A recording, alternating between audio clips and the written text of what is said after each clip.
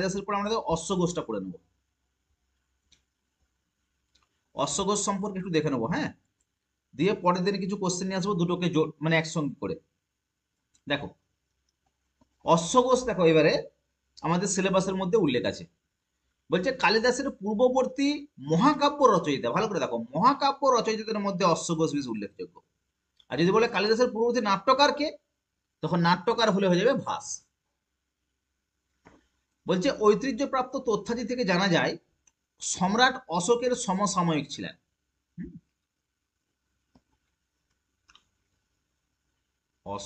অশ্বঘোষ সম্রাট অশোকের সমসাময়িক। অশ্বঘোষের জীবনকাল আনুমানিক খ্রিস্টপূর্ব প্রথম বা দ্বিতীয় শতক বলে মনে করা হয়। কিন্তু প্রথম জীবনে ব্রাহ্মণ অশ্বঘোষ পরে মহাজন পদ অবলম্বন করে বৌদ্ধ ধর্ম গ্রহণ করে। প্রথম জীবনে ব্রাহ্মণ থাকা সত্ত্বেও পরবর্তীকালে সে বৌদ্ধ ধর্মকে গ্রহণ করে। কিংবদন্তি অনুযায়ী অশ্বঘোষ রাজা কনিষ্কের সমসাময়িক এবং খ্রিস্টীয় প্রথম শতকের আবির্ভাব কাল।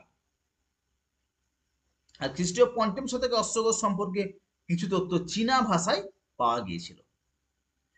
অশ্বঘোষ কবি, দার্শনিক, পণ্ডিত, ধর্মপ্রবক্তা রূপে প্রসিদ্ধ ছিলেন। তার বাসস্থান ছিল কোথায়? সাকেত বা অযোধ্যা। মায়ের নাম সুবর্ণাক্ষী। বৌদ্ধ ও হিন্দু দর্শন, ব্যাকরণ, অলঙ্কার শাস্ত্র, অর্থশাস্ত্র প্রভৃতি বিষয়ে তার গভীর পাণ্ডিত্য ছিল অশ্বঘোষের। অশ্বঘোষ প্রাচীন সরয়ু নদীর তীরে অবস্থিত সাকেত নগরে জন্মগ্রহণ করেন। বর্তমানে এই অঞ্চলটি অযোধ্যা হিসেবে পরিচিত। জানা যায় তিনি বৌদ্ধ ধর্ম দীক্ষিত হওয়ার আগে পর্যন্ত এই জায়গাতেই বাস করতেন। অবশ্য তার বংশ পরিচয় সম্পর্কে তেমন কিছু জানা যায় না। তার বংশ পরিচয় শুধু জানা যায় তার পিতা ছিলেন কে? একজন সচ্ছল কুলীন ব্রাহ্মণ। তার পিতা একজন সচ্ছল কুলীন ব্রাহ্মণ। প্রাচীন গ্রন্থের সূত্র ধরে ঐতিহাসিক লামা তারানাথ উল্লেখ করেছেন যে তিনি সঙ্গগুজ্জ নামক এক ধনী ব্রাহ্মণের পুত্র। কে? সঙ্গগুজ্জ নামক। তাহলে পিতার নাম যদি ধরা হয়, মানে ধরা হচ্ছে, মনে করা হচ্ছে সঙ্গগুজ্জ নামক এক ধনী ব্রাহ্মণের পুত্র সে পিতা। অল্প বয়সেই তিনি ত্রিবিদ্যা, কলাবিদ্যা সমাপ্ত করেছিলেন। তাহলে পিতা হচ্ছে সঙ্গগুজ্জ, মাতার নাম ছিল সুবর্ণাক্ষী। পিতা সঙ্গগুজ্জ, মাতা ছিল সুবর্ণাক্ষী। পার্শ্ব বা তার শিষ্য পূর্ণযশা ছিলেন অশ্বঘোষের গুরু। পার্শ্ব বা তার শিষ্য পূর্ণযশা ছিল অশ্বঘোষের গুরু। কথিত আছে ইনি ব্রাহ্মণ পরিবারে জন্মগ্রহণ করেও পরবর্তীকালে বৌদ্ধ ধর্ম গ্রহণ করেন এবং তথাগতের বাণী প্রচারে জীবনকে উৎসর্গ করেছিলেন। কে? না, অশ্বঘোষ। বলছে প্রথম জীবনে তিনি ব্রাহ্মণ হলেও পরে ধর্মান্তরিত হয়ে বৌদ্ধ হন ও সাকেতের বলাকারাম বিহারের প্রধান পুরোহিত শ্রীমৎ ধর্মসেন মহস্তবীরের কাছে গিয়ে উপসম্পদা গ্রহণ করেন, ডিগ্রি। যতদূর জানা যায় তিনি তার কাকা ভিক্ষু শুভগুপ্তকে দেখেই এ বিষয়ে প্রথম আকৃষ্ট বোধ করেন।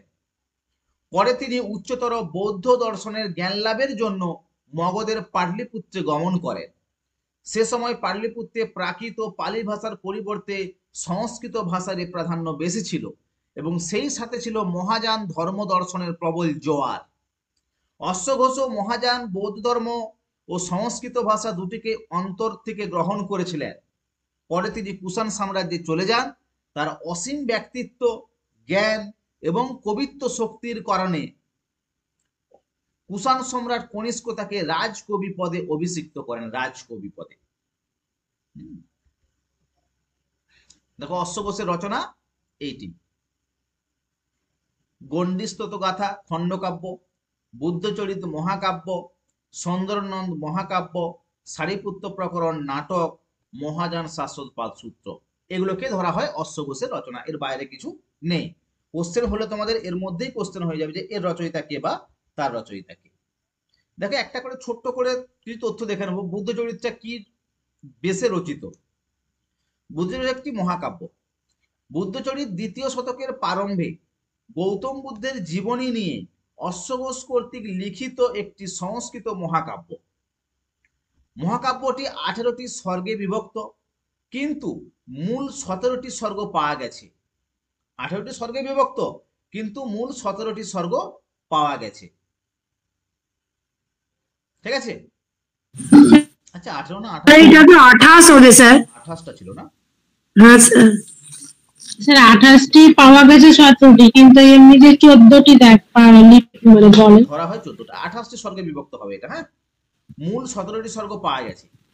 রাজা শুদ্ধোধন ও মায়াদেবীর সন্তান সিদ্ধার্থ যশোধরার সঙ্গে বলো যে বুদ্ধ চরিত্রে সর্বসংখ্যা 14 দেওয়া থাকে, তো সেটাই বলছিলাম যে অপশনে যদি 14 থাকে। না, অপশনে 14, হ্যাঁ 14 অনেক সময় ধরা হয় 14টা স্বীকৃত, মানে বুদ্ধ জীবনী নিয়ে 14টা পাওয়া যায় স্বর্গ, কিন্তু 17টা স্বর্গ পাওয়া গেছে খণ্ডিত অবস্থাতে। হ্যাঁ, রাজা ও মায়াদেবীর সন্তান সিদ্ধার্থ যশোধরার সঙ্গে বিবাহ বন্ধনে আবদ্ধ থাকলেও তার মনে চরম বৈরাগ্যের উদয় হয় এবং তিনি গৃহত্যাগী হন। গভীর তপস্যা করে তিনি বোধি লাভ করে বুদ্ধ নামে পরিচিত হন। কে? সিদ্ধার্থ। বৈদর্ভী রীতি, শান্তরস ও প্রসাদ গুণযুক্ত এই বুদ্ধচরিত মহাকাব্য। বুদ্ধচরিত অশ্বঘোষের সর্বশ্রেষ্ঠ কাব্যকীর্তি। অশ্বঘোষের সর্বশ্রেষ্ঠ কাব্যকীর্তি হচ্ছে এই বুদ্ধচরিত। এখানে শান্তরসের অভিনব সংযোজন দেখা যায়, অভিনব সংযোজন। অশ্বঘোষকে আচার্য, ভদন্ত, মহাবাদী, মহাকবি প্রভৃতি বিশেষণে ভূষিত করা হয়। হ্যাঁ, অশ্বঘোষকে। তাহলে বুদ্ধচরিত সম্পর্কে দেখলাম। সুন্দরনন্দ বলছে কি, দেখো এটা একটা মহাকাব্য। এটাও সুন্দরনন্দ বলেছে, দেখো অশ্বঘোষের দ্বিতীয় রচনা, এটি 18টি স্বর্গে বিভক্ত। এটা 18টা।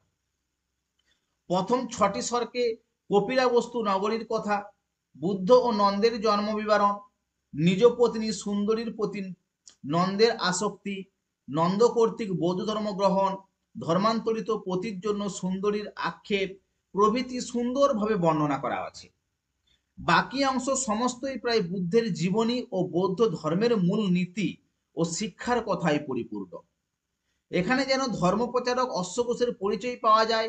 এই আখ্যানের মধ্যে দিয়ে যোগচার মতের ব্যাখ্যা দেওয়া হয়েছে। সিদ্ধার্থের বৈমাত্রেয় ভাই নন্দ বা সুন্দরী নামী পত্নীর রূপে আসক্ত হয়ে ইহজাগতিক বিষয় ভুলে যান। বুদ্ধ ইচ্ছার বিরুদ্ধে তাকে বৌদ্ধ ধর্মে দীক্ষিত করে। নন্দকে অসার সংসার সম্পর্কে অবহিত করলে নন্দ তপস্যা করে বোধি লাভ করে, বোধিসত্ত্ব। সুন্দর নন্দ। পরে দেখো আসবে সারিপুত্র প্রকরণটা কি, নাটক। সারিপুত্র প্রকরণ, প্রকরণ মানে কি, কতগুলো অঙ্ক থাকে বলো তো? বলেছে সারিপুত্র প্রকরণে 9টি অঙ্কে বিভক্ত কাহিনীটা। বুদ্ধের কাছে সারিপুত্রের দীক্ষা গ্রহণকে কেন্দ্র করে এই কাহিনী রচিত। এর অপর নাম সারস্বতী পুত্র প্রকরণ বা সরস্বতী পুত্র প্রকরণ। এই প্রকরণের মুখ্য রস হচ্ছে কি? শান্তরস। শান্তরসের কবি বলা হয় কাকে? রসের কবি বলা হয়। বুদ্ধের কাছে সারিপুত্র ও মদগ্গলায়নের বৌদ্ধ ধর্মের দীক্ষা গ্রহণ ও প্রকরণের মূল বিষয়বস্তু ছিল। হ্যাঁ, বুদ্ধ জাতিতে ক্ষত্রিয়, কিন্তু সারিপুত্র ব্রাহ্মণ। সারিপুত্র বন্ধু বিদূষক যে মদগ্গলায়নকে জিজ্ঞাসা করেন যে ব্রাহ্মণ হয়ে তার ক্ষত্রিয় বুদ্ধের কাছে দীক্ষা গ্রহণ করা উচিত হবে কিনা। মদগ্গলায়ন এটি অনুচিত বললে বোধি লাভের তীব্র ব্যাকুলতায় তিনি প্রবল যুক্তিতে তার মত খণ্ডন করে নিজ মত প্রতিষ্ঠা করেন। এরপর দুজনেই একসঙ্গে বুদ্ধের কাছে দীক্ষা গ্রহণ করেন। নাটকের শেষে বুদ্ধ নবদীক্ষিত শিষ্যদের প্রশংসা করে তাদেরকে আশীর্বাদ করা হয় যে আমি তো একজন ব্রাহ্মণ, আমি কি বলে তার কাছে কিভাবে দীক্ষা নেব। ঠিক আছে। গণ্ডিস্তত গাথা দেখো, খণ্ডকাব্য। গণ্ডিস্তত গাথা বলছে গীতিকাব্য বা খণ্ডকাব্যের অন্তর্গত। খণ্ডকাব্য বা গীতিকাব্য বলা হয়। এই কাব্য স্নগ্ধরা ছন্দে যুক্ত। স্নগ্ধরা ছন্দ। কাব্যের মধ্যে 29টি শ্লোক আছে এবং গণ্ডি নামক এক প্রকার বাদ্যযন্ত্রের প্রশংসা গীতিকাব্যে পর্যবেসিত। গণ্ডি নামক এক প্রকার কি? বাদ্যযন্ত্র। বৌদ্ধ মতে বলে যে গণ্ডি নামক এক ধরনের বিশেষ বাদ্যযন্ত্র থাকতো, তাতে কাঠের টুকরো দিয়ে আঘাত করলে মনোহর ধ্বনি সৃষ্টি হতো। মানে যেমন ধরো এখন যেটাকে মানে ঘন্টা বলে থাকতে, আগে হতো না ঝাঁঝ, পুজোর সময় আমরা দেখবে হাতে দিয়ে ঝাঁঝ বাজে। সেই ধ্বনি যে ধর্মীয় বাণী বহন করে এবং তা গণ্ডি নামক বাদ্যযন্ত্রের প্রশংসা করে এই শ্লোকগুলিকে রচনা করা হয়েছিল। 29টি শ্লোক ছিল এখানে। গণ্ডি স্তোত্রগাথা খণ্ডকাব্য। আরেকটি রচনা দেখো অশ্বঘোষের পাবে তোমরা এখানে, মহাযান শাস্ত্রোৎপাদ সূত্র। মহাযান শাস্ত্রোৎপাদ সূত্রকে অশ্বঘোষের অপর একটি রচনা বলে মনে করা হয়, কিন্তু অনেকে এটা আবার স্বীকার করে না। ঠিক আছে, বৌদ্ধ মহাযান সম্প্রদায়ের মতবাদের ভিত্তিতে রচিত এই দার্শনিক রচনাটি গ্রন্থে সূত্রাকারে উপস্থাপিত করা হয়েছে। সূত্রাকারে খ্রিস্টীয় 7ম শতকে এই গ্রন্থ চীনা ভাষায় অনুদিত হয়। এখানে অশ্বঘোষের জীবনের উপলব্ধি অভিব্যক্ত হয়েছে বলে মনে করা হয়। অশ্বঘোষ জাতিতে ব্রাহ্মণ ছিলেন। প্রথমে তিনি সর্বাস্তবাদের ভিক্ষু রূপে দীক্ষিত হন, পরবর্তীকালে মহাযানবাদী হন।